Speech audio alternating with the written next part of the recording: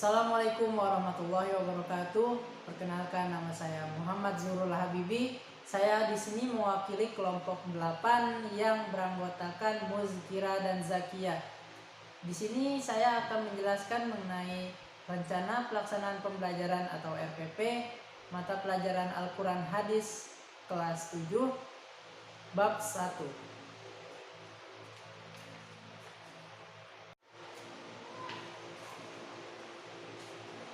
Assalamualaikum warahmatullahi wabarakatuh. Selamat pagi anak-anak. Kabar kalian? Saya sehat? Saduloh. Baiklah, sebelum kita memulai pelajaran pada pagi hari ini, marilah kita berdoa terlebih dahulu dengan membaca surat Al-Fatihah dan membaca doa belajar.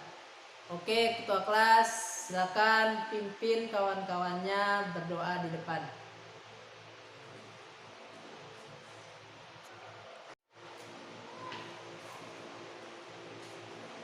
Assalamualaikum warahmatullahi wabarakatuh. Selamat pagi anak-anak.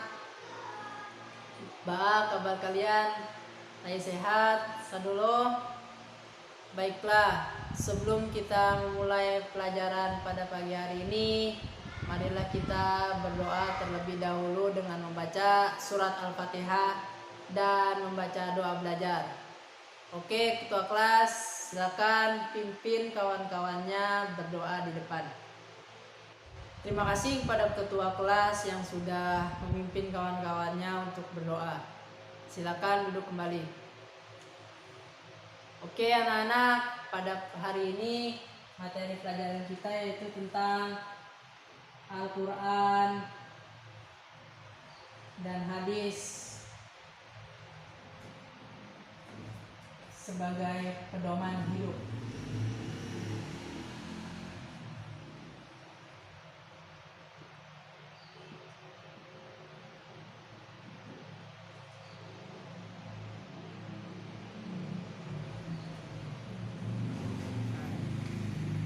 Kenapa Al-Quran?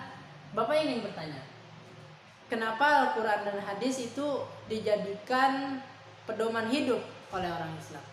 Kenapa tidak buku-buku yang lain seperti buku filsafat atau buku undang-undang negara? Kenapa Al-Quran dan hadis yang dijadikan sebagai pedoman hidup oleh umat Islam? Ada yang tahu? Baik, Bapak kasih tahu. Kenapa? Karena Al-Quran ini dan hadis isinya ialah pengajaran-pengajaran tentang nilai kehidupan manusia.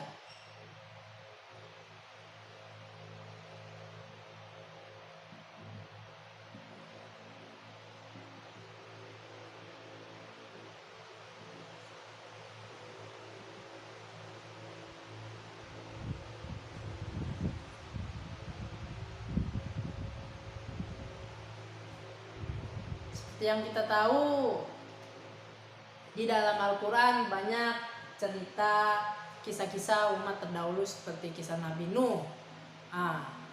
Di kisah Nabi Nuh tuh banyak yang nilai-nilai kehidupan yang bisa kita ambil. Jangan seperti kita tidak boleh meniru anak dari Nabi Nuh, yaitu Kan'an. Karena Kan'an ini dia durhaka kepada bapaknya. Disuruh ya naik kapal, dia tidak mau. Dia malah memilih naik ke bukit atau gunung yang paling tinggi di daerah sana. Nah, akhirnya apa? Allah memberikan azab, diberikan banjir bandang. Kan'an pun akhirnya meninggal, tenggelam, biarpun ia sudah naik ke atas bukit yang paling tinggi di daerah di masa itu, gitu kan. Terus kenapa lagi? Karena Al-Quran dan hadis ini juga menunjukkan kita bagaimana cara-cara bersosialisasi.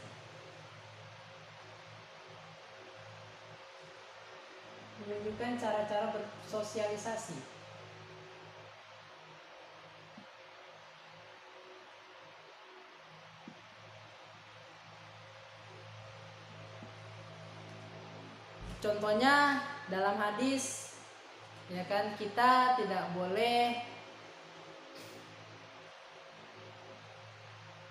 contohnya dalam Al-Quran, kita tidak boleh menghardik anak yatim, ya kan. Dalam hadis juga kita harus berbuat baik kepada tetangga. Nah, dan masih banyak lagi. Nah, sekarang Bapak minta buat kelompok perbaris, kalian diskusikan fungsi-fungsi apa lagi yang ada dalam Al-Quran dan hadis.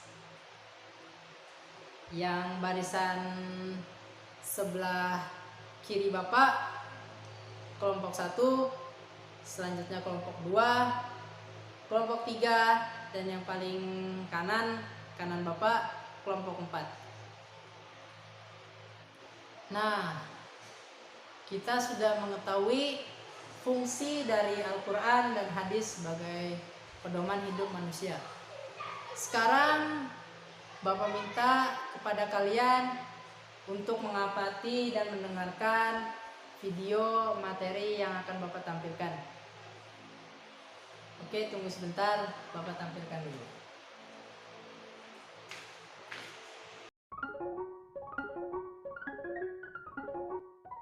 Assalamualaikum warahmatullahi wabarakatuh. Di video ini kita akan membahas pelajaran Al-Quran dan hadis, yaitu materi pembelajaran dalam pelajaran Al-Quran hadis kelas 7. Bab pertama yang akan kita bahas yaitu tentang Al-Quran hadis sebagai pedoman hidup. Melalui pembahasan kita dalam bab Al-Quran hadis, kita awali dengan sebuah pertanyaan: kenapa manusia itu harus memiliki pedoman kehidupan? Setiap manusia pasti membutuhkan jalan hidup yang akan menuntun perjalanan lurus dan terarah, ibarat seseorang ketika dia mau ke suatu tempat. Kalian sayangkan ketika orang mau datang ke suatu tempat dan dia tidak tahu tempat tersebut. Ketika dia tidak membawa petunjuk dan dia tidak membawa apa-apa, maka dia tidak nyampe tempat tersebut. Minimal ketika dia ingin sampai tempat itu, dia harus membawa petunjuk. Misalkan dia membawa alamat, ataupun ketika dia sudah memiliki alamat dan dia tidak tahu jalan menuju tempat yang dia tuju tersebut, maka kalau sekarang sekarang menggunakan pedoman sebagai petunjuk mencapai tujuan tersebut. Maka itu yang namanya pedoman kehidupan. Sama halnya pedoman kehidupan, ketika dia ingin mencapai tujuan dari kehidupannya, maka harus ada pedoman petunjuk agar kehidupan itu terarah pada tujuan apa yang akan dia capai. Maka itu artinya yang namanya pedoman kehidupan, yang namanya pedoman hidup. Maka kita wajib hukumnya Al-Quran dan hadis Rasulullah SAW menjadi pedoman kehidupan kita. Karena itulah yang menunjukkan tujuan daripada kehidupan kita sebagai umat manusia. Ketika kita paham mengapa kita memerlukan pedoman kehidupan, yaitu Al-Quran dan hadis sebagai pedoman kehidupan kita, agar kita terarah, agar kita mencapai tujuan kehidupan yang sebenarnya. Tapi banyak orang yang tidak menjadikan Al-Quran dan Al-Quran dan hadis itu tidak dijadikan pedoman kehidupan. Ada sebabnya, yang tadi kita tahu kalau mengerti tentang apa itu Al-Quran dan hadis. Maka sekarang kita bahas tentang Al-Quran dan hadis agar kita menjadikan Al-Quran sebagai pedoman kehidupan, menjadikan hadis sebagai pedoman kehidupan kita, menguatkan kembali bahwa Al-Quran dan hadis adalah pedoman kehidupan kita. Apa itu Al-Quran? Al-Quran menurut bahasa yaitu yang dari kata Al-Quran, yang artinya membaca atau bacaan. Sedangkan menurut istilah Al-Quran adalah Allah yang diturunkan melalui malaikat Jibril pada Nabi Muhammad SAW secara langsung sebagai pedoman kehidupan manusia dan nilai-nilai ibadah bagi orang yang membacanya. Nah, ketika orang mampu ataupun ketika orang menjadikan Al-Quran sebagai pedoman kehidupannya, maka kehidupan itu akan beruntung sebagaimana Allah Subhanahu wa taala melakukan surat Al-Baqarah ayat yang kelima, la ilaha illa rabbihim wa la ilaha illa mereka orang yang menjadikan petunjuk dari Allah Subhanahu wa taala Al-Quran sebagai pedoman kehidupannya, maka mereka orang yang akan mendapatkan keuntungan dari Allah Subhanahu wa taala akan mencapai tujuan dari kehidupannya. Jangan orang yang menjadikan pedoman membacanya saja membaca Al-Quran, maka dia akan mendapatkan hal dari Allah Subhanahu wa taala. Maka itu pentingnya Al-Quran sebagai pedoman kehidupan kita. Dan sekarang apa itu hadis? Kita akan masuk ke hadis. Hadis berasal dari kata ada yang artinya baru, peristiwa, mudah, perkataan atau cerita. Itu artinya hadis berbahasa. Sedangkan hadis beristilah adalah segala perbuatan, perkataan atau ungkapan persetujuan berkenaan dengan takdir Rasulullah SAW. Maka itu yang namanya hadis. Ketika ada perbuatan Nabi, ketika ada ucapan Nabi ataupun penetapan persetujuan terhadap perbuatan dari sahabat yang kemudian Nabi menyetujuinya atau menetapkannya ataupun mentakdirkannya menyetujuinya perbuatan tersebut, maka itu hadis. Hadis terbagi macam. Berdiri hadisnya. Yang pertama hadis qauli. Apa itu hadis qauli? Yaitu hadis yang berupa ucapan Nabi SAW. Maka ketika ada ucapan Nabi disebut dengan hadis qauli. Yang kedua yaitu hadis fi'li. Yaitu hadis yang berupa perbuatan Nabi ketika melakukan sesuatu, melakukan sesuatu, maka itu yang namanya hadis fi'li, yaitu perbuatan Nabi. Yang ketiga yaitu hadis taqlidi. Hadis taqlidi adalah hadis persetujuan Nabi, bukan perbuatan Nabi, bukan ucapan Nabi, tapi Nabi menyetujui hal tersebut, maka itu yang namanya hadis taqlidi. Sekarang kita bahas tentang keistimewaan Al-Quran. Ini agar kita semakin yakin bahwa Al-Quran itu merupakan pedoman kehidupan kita. Apa keistimewaan Al-Quran? Yang pertama, Al-Quran merupakan kesan dari kitab Tuhan atau dari kitab sebelumnya. Jadi Al-Quran itu merupakan penyempurna ataupun kesan daripada kitab terdahulu Al-Quran dan pada Rasul Nabi yang tanya kitab Taurat, kitab Injil, atau kitab Zabur. Kemudian kedua, Al-Quran merupakan tradisi yang menjadi pedoman hidup sepanjang masa. Jadi Al-Quran itu rahmatan alamin, tidak terbatas dengan waktu, tidak terbatas dengan Tuhan sampai Al-Quran menjadi pedoman kehidupan itu semuanya. Nah, Al-Quran itu tidak ada yang pada itu pengetahuan, tidak ada yang pertengahan itu Al-Quran. Kemudian ketiga itu Al-Quran sebagai sumber ilmu pengetahuan. Maka Al-Quran sebagai pengetahuan semuanya ada dalam Al-Quran. Baik makromi ataupun ilmu lainnya ada dalam Al-Quran. Maka Al-Quran sebagai sumber ilmu pengetahuan. Dan yang keempat, Al-Quran diturunkan dengan bahasa yang mudah dipahami, mudah dihafal dan mudah diamalkan. Al-Quran dibawa dengan bahasa Arab, tapi mudah dipahami oleh kita orang Indonesia, mudah dihafal oleh kita orang Indonesia dan juga mudah diamalkan oleh kita orang Indonesia. Walaupun bukan bahasa Indonesia, tapi menggunakan bahasa Arab, itu keistimewaan Al-Quran. Lalu kita akan bahas tentang fungsi Al-Quran secara umum. Ini fungsi Al-Quran secara umumnya, berdasarkan dari umumnya. Fungsi Al-Quran yang pertama yaitu sebagai sumber ajaran atau sumber keputusan yang utama. Jadi ketika orang menghukumi sesuatu, ketika dia berpedoman kepada Al-Quran, maka harus Al-Quran sebagai pedoman ataupun sumber ajaran sumber hukumnya. Ketika dia berpedoman kepada Al-Quran, maka Al-Quran yang menjadi pedoman tentang hukum yang akan dihukum itu. Kemudian kedua, sebagai konfirmasi dan informasi terhadap hal yang tidak diketahui, misalkan bagaimana tentang hal yang mungkin, maka kita konfirmasi pada Al-Quran dan juga kita cari tahu tentang informasinya, yaitu dari Al-Quran. Kalau kita jadikan Al-Quran sebagai pedoman kehidupan kita, maka kita wajib membagikan tentang hal di luar akal kita, yaitu dari akal kita Al-Quran. Yang ketiga, sebagai petunjuk hidup manusia di jalan yang lurus. Kalau kita selalu sholat minimal 12 kali menghadap Allah, dihidup siratal mustaqim, dihidup dalam jalan yang lurus, maka Al-Quran merupakan petunjuk yang Allah berikan kepada kita dalam sholat, yaitu petunjuk yang lurus berupa Al-Quran yang wajib kita ikuti. Kemudian yang keempat, yaitu sebagai kontrol dan penguji terhadap jalan selalu. Itulah fungsi-fungsi Al-Quran secara umumnya. Sedangkan fungsi hadis secara umum yaitu sebagai sumber ajaran atau keputusan yang kedua setelah Al-Quran. Maka hadis itu berfungsi sebagai sumber yang kedua, sumber keputusan yang kedua setelah Al-Quran. Kemudian fungsi hadis secara Al-Quran. Ada fungsinya. Kalau hadis secara umum bahwa hadis itu merupakan sumber ajaran yang kedua setelah Al-Quran. Kemudian ada juga fungsi hadis secara Al-Quran. Yang pertama mengukuhkan hukum yang sudah ada dalam Al-Quran. Ketika Al-Quran mewajibkan sesuatu, ketika Al-Quran melarang sesuatu, maka ada dari hadis pun melarang dan mewajibkan hal tersebut. Maka itu fungsi hadis sebagai mengukuh hukum yang sudah ada dalam Al-Quran. Kemudian kedua, merinci Al-Quran yang global. Ketika Al-Quran yang umum misalkan salat, dengan salat, maka dalam hadis bagaimana kita salat, bagaimana kita salat, mana salat yang wajib, mana salat yang sunnah, itu dirinci dalam hadis. Yang ketiga menetapkan hukum yang belum terdapat dalam Al-Quran. Ketika ada hukum dalam Al-Quran suatu perbuatan, suatu hal, maka dalam hadis dicantumkan hal tersebut sebagai hukum dalam Islam. Itu sebagai hukum dalam nantinya. Yang keempat itu membatasi umum ayat Al-Quran. Ketika ayat umum membahas tentang umum secara umum, maka hadis berfungsi sebagai batasan bagi umum tersebut. Itu pembahasan tentang ringkasan dari bacaan Al-Quran dan hadis, bab Al-Quran dan hadis sebagai pedoman hidup. Mudah-mudahan video yang kami sajikan bermanfaat bagi kalian. Sebelum akhir video ini, kita simak hadis Rasulullah SAW dari Siti Aisyah. Al-Mahir Quran ma'asal Qur'an Allah, wa ladzi yaqra'u Quran wa yatafaqahu fihi wa huwa a'isyatun lahu ajrun. Orang yang membaca Quran dan dia masih dalam bacanya, maka dia dikumpulkan bersama malaikat yang mulia. Sedangkan orang yang membaca Quran dan dia masih terlata dan susah payah yang membacanya, maka dia akan mendapatkan pahala. Hadis riwayat Bukhari Muslim. Mengenai ini memberikan kita sebagai kita urusan senantiasa membaca Al-Quran dan juga senantiasa membaca hadis Rasulullah SAW serta mengamalkan Al-Quran dan hadis sebagai pedoman kehidupan kita. Assalamualaikum warahmatullahi wabarakatuh. Nah, setelah menyimak video yang Bapak tampilkan tadi, Bapak ingin kalian mendiskusikan pengertian dari Al-Quran dan hadis dan fungsi hadis terhadap Al-Quran. Bapak beri waktu 15 menit. Silakan didiskusikan bersama teman-teman kelompok barisan.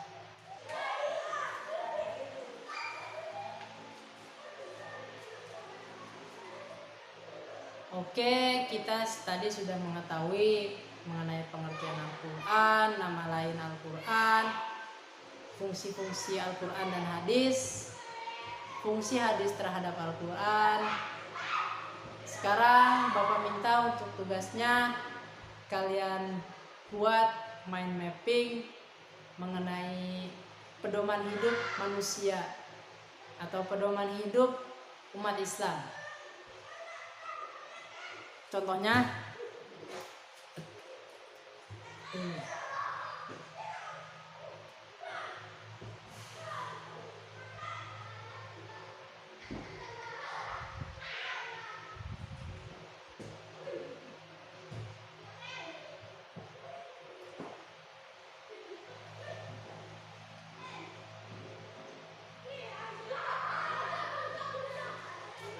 Pertama Al-Quran.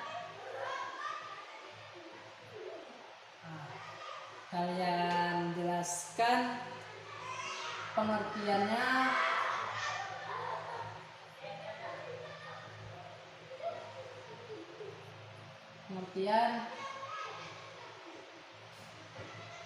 fungsi,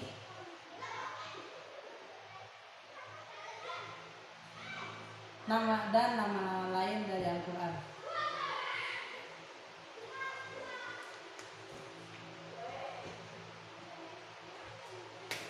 Lalu ada hadis. Nah, sama juga. Jelaskan pengertiannya.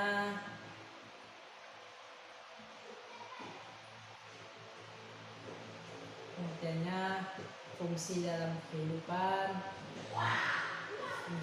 dalam kehidupan atau fungsi mengamalkan hadis.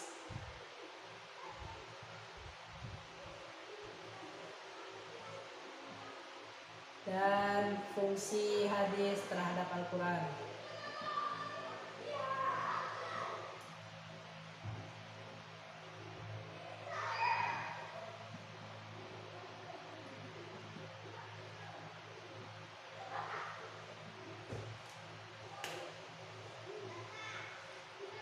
Karena